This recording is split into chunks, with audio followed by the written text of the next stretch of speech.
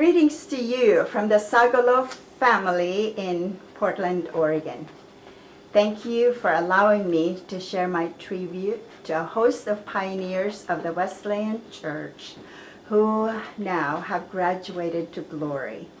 They include my dad, Simeon Sagalo, my uncles, Alipio Campos, Antonio Campos, Timoteo Campos, and my auntie, Paulina Campos.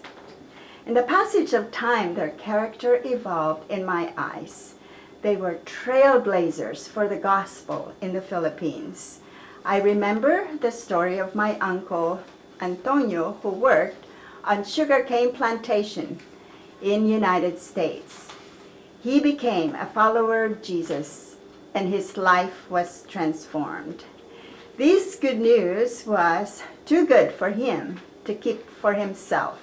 And so he and his friends returned to the Philippines, and a church began. They called for missionaries to help them get better equipped to disciple others. Their years of sacrifices were enormous, and God's kingdom work grew.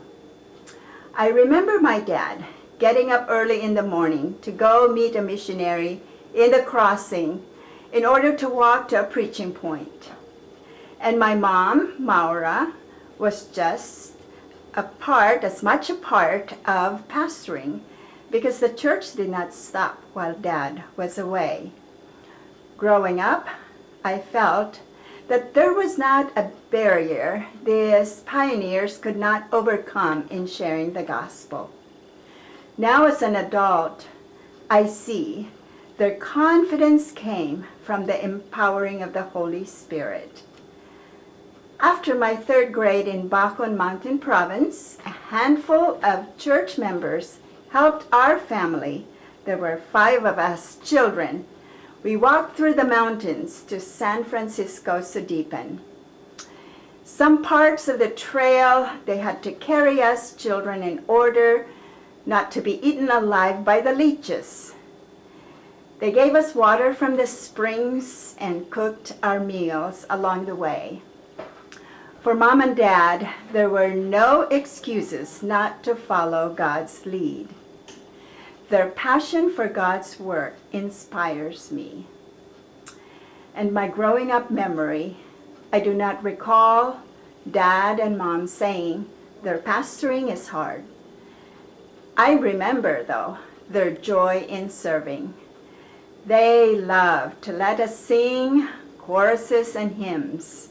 My dad playing accordion, banjo, guitar.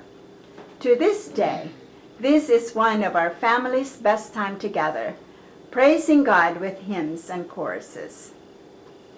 I am thankful today of their legacy, their total obedience to God with their sacrifices and their passion to win one more soul for God's kingdom.